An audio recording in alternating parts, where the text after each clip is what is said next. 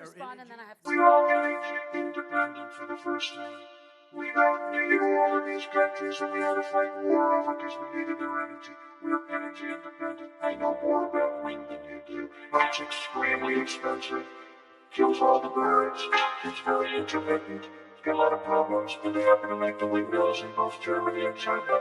And the fumes coming up, if you're a believer in carbon emission, the fumes coming up to make these massive windmills is more than anything that we're talking about with natural gas, which is very clean. One other thing. If I may solar thing, I love solar, but solar doesn't quite have it yet.